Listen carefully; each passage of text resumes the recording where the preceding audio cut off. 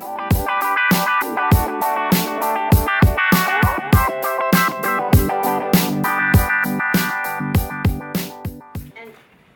Brandon is going to be sharing with us some things about learning what's next. Brandon, over to you.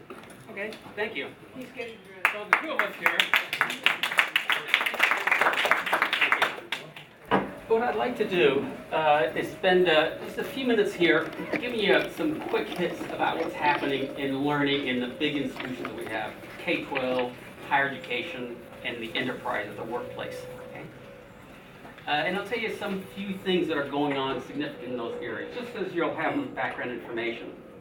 But that's not really the game that we're about here. Okay? We're about something a lot bigger, I think. We're going to talk more about the individual and how we as individuals learn, how we have come from where we started to where we are now, and to what we need to do and what we need to learn to get to our aspirations that we all wrote down this morning. So does that sound like a deal? Yeah. Yeah. So there you go. Any questions? Yeah. So first, in the this is like the ultimate of the flexibility. Okay, I want to be able to roll with the group. You won't know if you're missing anything because you have no idea what K was. But I want to start first with K12. And I want to talk about the technology, but I also want to talk about the kinds of ideas that are happening differently in the K12 area. You know, it's funny. It's not funny. It's tragic. But if you wanted to learn something a couple thousand years ago, you know, you'd find a wise person, you'd sit down in front of that person with a few others, and they'd talk. Looks a lot like education today. Okay? And so many professions and different areas of life have gone through the Industrial Revolution, you know, a couple of centuries ago now, okay, where you had specialized tasks and people would do different things. They'd break the task down. But, you know, that model is still holding true, whether it's K-12 or whether it's higher education, or whether, for a large part, regional part now, the enterprise as well, or the corporation. And so that model is starting to break apart now. We know how people learn.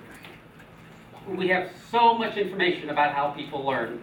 You know, you can throw a rock in any direction here, but almost a rock almost anywhere, and you'll find a research study and best practices about what it takes to learn or to teach, whatever. Seems to be some other obstacles. We'll talk about that. But in K-12, if you don't have someone who is K-12 level, you'll find that what they're doing now that's different from when you and I were in school was, first of all, they're working more in teams, which is pretty good that's good. Well, we should be in favor of that, okay? Because that's how people are going to need to be doing things in the future. The second thing is they're starting to use technology. How many of you know of or heard of like a 6th, 7th, 8th grader who had to put together a PowerPoint presentation for their, you know, it used to be a book report. Nobody knows that? Okay, well that's happening out there. I think that reflects more that you haven't had conversations at that level. But they're doing that, and it's tremendous. And they're using Google and know how to do research on the web. More importantly, they're learning how to learn for themselves. If you go to Google and you have to go find the information about such and such, an assignment you're given, that's the same skill that most of us are using when we are trying to find stuff, right, that we don't know. So that is all good. And then there's the Khan Academy. Everybody familiar with the Khan Academy? Like, yeah. But the power of it is two things. It really is quite profound. It's profound in two ways. It is the first big scale of what is very, very close to having an individual tutor. And someone who will just work just with you. And you want me to repeat it? I'll repeat it. You just have it played as many times as you want, okay? And it's very small chunks. You just take a little bit as much as you want at any given time. And on incredible wide variety. I've gone on there, had to go remember how to do a differential equation. Somebody challenged me on it. Damn it. I'll find out. I'll go to Khan Academy. And the other thing that's really powerful is that it's flipping the classroom. And that is the conceptual breakthrough. So that people, you know, kids are self-studying at home, but then in the work, and when they're in the classroom, then they're working in teams. and they're getting individual person-to-person tutoring from the teacher. It makes like a lot more sense. Okay? So that's K-12. Higher education. Well, big news there is, one, is broken. You know, it's not a sustainable model, too expensive, and the skills people are learning, not quite sure they really make a difference out there. Yeah, you have to have a diploma, unless you get a field scholarship for $250,000 for 2 years to not go to college, like 26 people a year do. But what's really new and exciting there is MOOCs. And not that that is the model, but it's having a heck of an impact. And not as much for us in the US as it is for all of the people around the world who are so hungry for knowledge. What's a MOOC? Oh, a MOOC is Massive online. massively open online course. Yeah. Massively open. Massively open. Yeah. So the free course is online. So the first one was done by a computer scientist here. He's now at Google, or I think he still teaches here. A computer course. He announced it on the here's his story. He announced it on a Thursday. The next day, they were like, "Gosh, 9,000 people signed up for this thing." I don't know. They got a good mailing list. But by the following Thursday, or when they finally broke, maybe it was even 2 weeks later, 160,000 people had signed up. But you know what? 90% fallout rate. It's a shame. Must be a failure. That means only 16,000 people took a Stanford course on computer 151 or whatever it is. 16,000. And they took the final exam. It's proctored, you know, in far out places. Of the top 50 scores, there were 50 people in the live seminar here at Stanford, like they always do and like he always taught. The top 50 scores from all of these people took it either in class or around the world. The top 50 scores were, guess where? Somewhere else. Yeah, somewhere else. That's like, oh my gosh. And there's been some failures too, but the point though is that it's the ability to go globally. Finally, in the workplace. So here's a quick few things about the workplace. Technology's had a tremendous impact.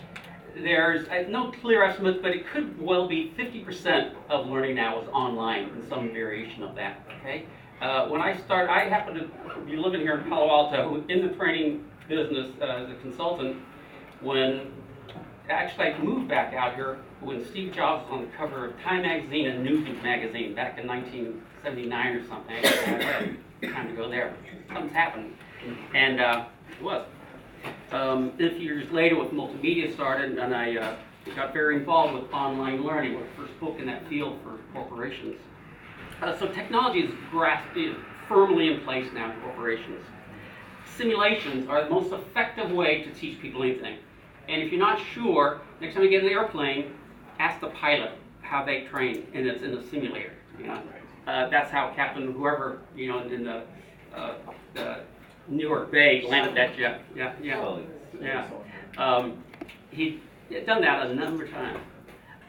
Gaming is very big now. In fact, I was going to mention, so John Kelly here has a model of using games, but for civic involvement, which is very powerful. And it is also doing some things. It uses a tool called Option Finder.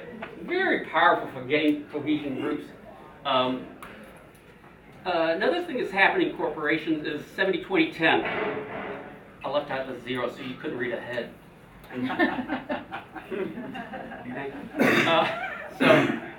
So it's a reconceptualization of where people are really learning.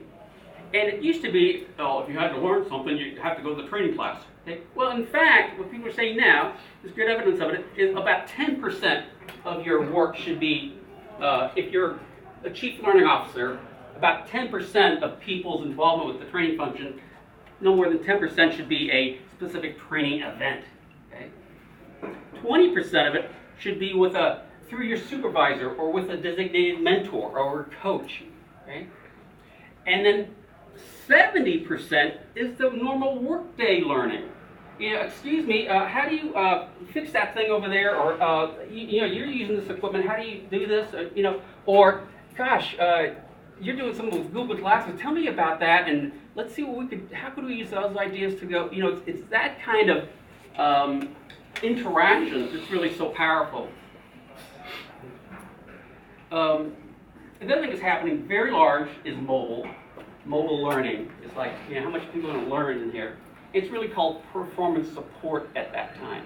It's like giving people just the information they need, just at the moment of need. So wherever they are, they can access it. I interviewed a woman, she was head of training for Sonic, the little hamburger joint that's, not joints, 1,200 of them, in certain sections. And they're on roller skates. That's the one with roller skates, right? Yeah. So she created